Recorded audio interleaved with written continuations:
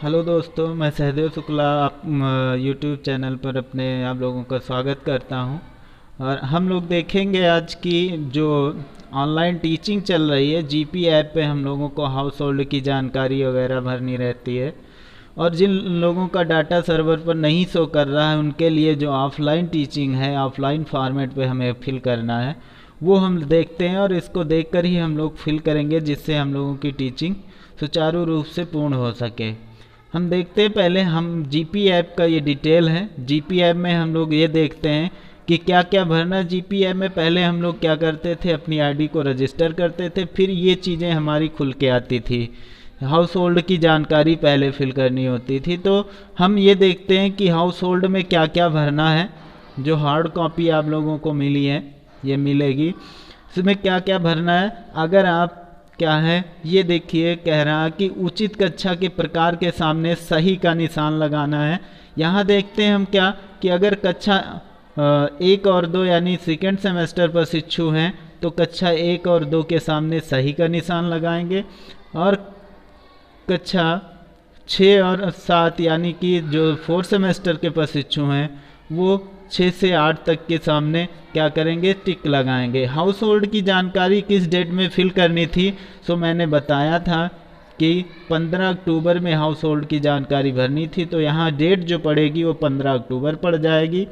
फिर हम देखते हैं किस प्रकार हाउस होल्ड की जानकारी हमें फिल करनी है।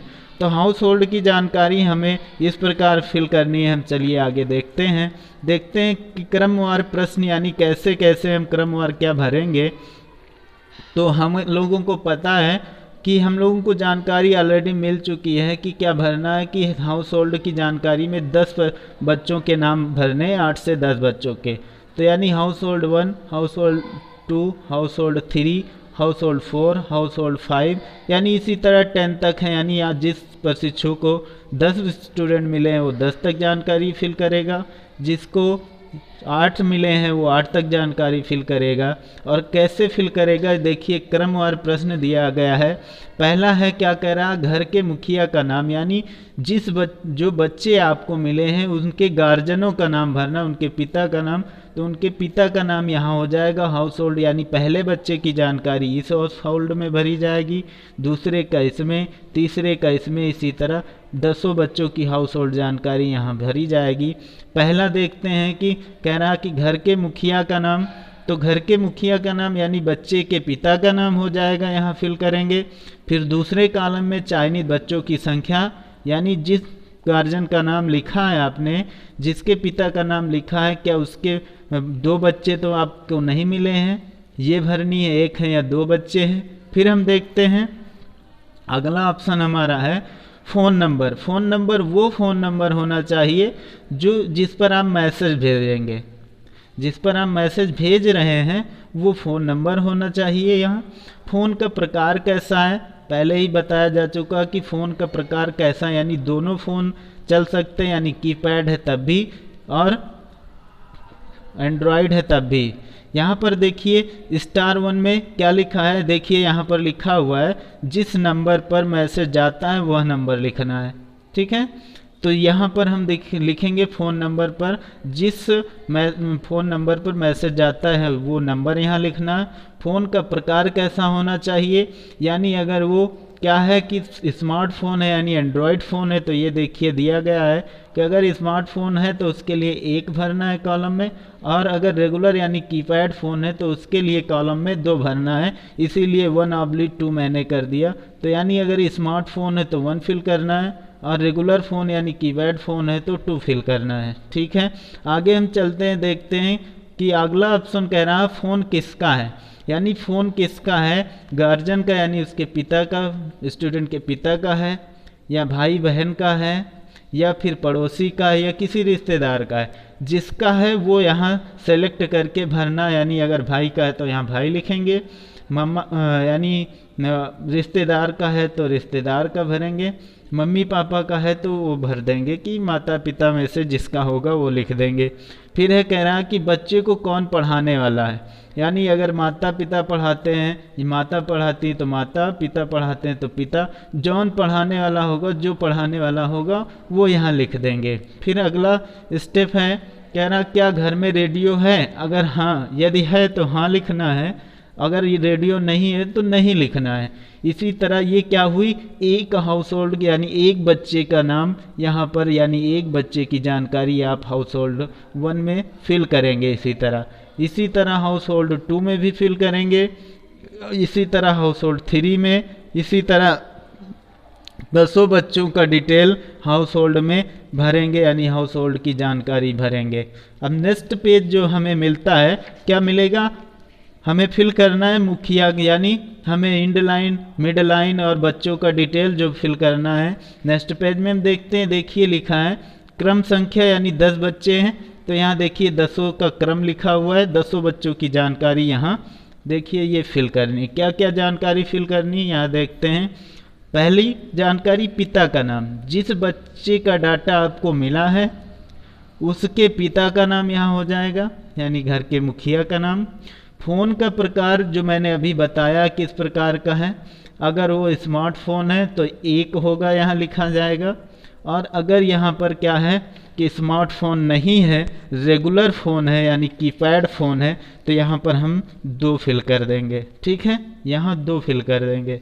बच्चे का नाम, यानी यहाँ जो बच्चा मिला है आपको, जिनके गार्जियन का नाम यहाँ लिखा, उस बच्चे का नाम यहाँ हो जाएगा। यहाँ मांग रहा है कि बच्चे के स्कूल का यू डैश कोड का मतलब कि जो स्कूल है आपको मिला है, टीचिंग में अलॉट हुआ है, उस स्कूल का एक यू डैश कोड होता है जो कि आप प्रिंसिपल को कॉल करके उनसे पूछ सकते हैं। ठीक है, अब इसी तरह क्या होगा, दूसरे बच्चे के मुखिया का नाम लिखेंगे, यहाँ उनके फ़ोन का प्रकार लिखेंगे, उस बच्चे का नाम लिखेंगे। एक ही स्कूल है इसलिए आइजन लगाते चले जाएंगे, यानी एक ही स्कूल का यू डैश कोड एक ही होता है। ठीक है, एक स्कूल का यू डैश कोड एक ही होता है तो हर जगह आइजन लगाते चले जाएंगे यहाँ। ठीक, अब यहाँ हम देखते हैं क्या है कि यहाँ हम देखते 2 की जानकारी हो जाएगी। अब तीसरे बच्चे की जानकारी हम भरेंगे, यानी जो उसका पिता का नाम, उस बच्चे का नाम, फ़ोन का प्रकार, उस बच्चे का नाम और बच्चे के स्कूल का यू डैश कोड, ये हो जाएगा। इसी तरह क्या है 5, 6, 7, 8 यानी 9, 10 यानी जितने बच्चे आपको मिले हैं यहाँ उनकी जानकारी फिल करनी है। ठीक है, तो ये क्लियर हो गया ये स्टेप। अब हम देखते हैं ये जब जानकारी हमारी पूरी हो जाएगी तब तो हमें क्या करना है, बेस लाइन फिल करनी है। बेस लाइन को हम 15 तारीख में फिल करेंगे। बेस लाइन को हम 15 तारीख में फिल करेंगे। बेस लाइन में हमें 2 प्रकार से बच्चों से एक्टिविटी करवानी यानी गतिविधियां करवानी है। कैसे, एक तो भाषा पर आधारित होगी, दूसरी अंक आधारित होगी यानी गणित पर। प्रारंभिक स्तर में जैसे इन पर कैसे हम फिल करेंगे देखते हैं। देखिए प्रारंभिक स्तर है अगर बच्चे का, जिस दिन से हमने पढ़ाना शुरू किया उस टाइम देखा क्या, मान लिया कि बच्चे को कुछ भी नहीं आता था तो वो कुछ भी नहीं पहचान पाता था, तो उसको हम क्या करेंगे, उसको 0 अंक दे देंगे।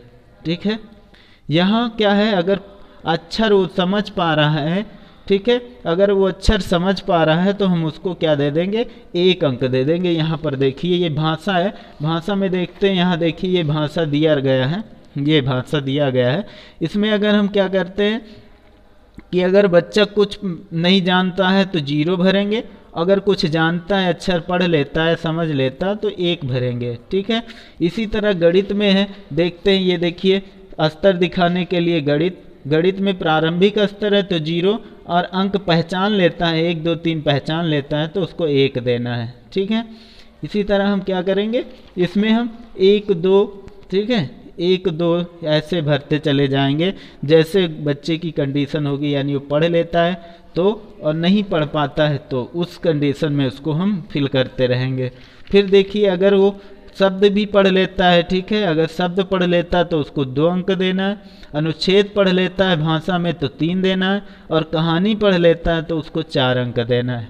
इसी तरह गणित में है कि प्रारंभिक स्तर पर अगर कुछ भी नहीं जानता तो 0, अंक पहचानता है तो 1 और संख्या पहचानता है तो 2, घटाव जोड़ घटाव जानने लगता है अगर लड़का यानी स्टूडेंट तो 3 देना है और भाग अगर जानता है वो तो उसको 4 देना है। ठीक है, ये हम बेस भरेंगे जो कि इधर दी गई है मिड लाइन, इंड लाइन और बेस लाइन में। ठीक है, तो भाषा में और गणित में बेस लाइन समझ गए होंगे। ठीक है। जैसे बच्चे की जो गतिविधि होगी, जो वो सीख रहा होगा, जान रहा होगा, उस हिसाब से उसकी लेवल यहाँ भरते रहना है। ठीक है। अब हम क्या करेंगे, इसके यानी बेस लाइन के 14 दिन बाद यानी 2 सप्ताह बाद हम मिड लाइन फिल कर देंगे। मिड लाइन फिल करेंगे तो उसमें भी भाषा और गणित दिया गया है। अगर यहाँ पर आपने बेस लाइन में भाषा और गणित में बच्चों की लेवल अगर आपने 1 से 2 तक पहुँचाया है, ठीक है, अगर 1 से 2 तक पहुंचाया है तो मिड लाइन में आप 2 से 3 तक पहुंचा सकते हैं, या 2 से 3 तक पहुंचा सकते हैं, जिस प्रकार से बच्चा पढ़ रहा हो और जान रहा हो। ठीक है, मिड लाइन में। और मिड लाइन भी 14 दिन ही भरनी है, और 14 दिन बाद मिड लाइन के हम एंड लाइन भरेंगे।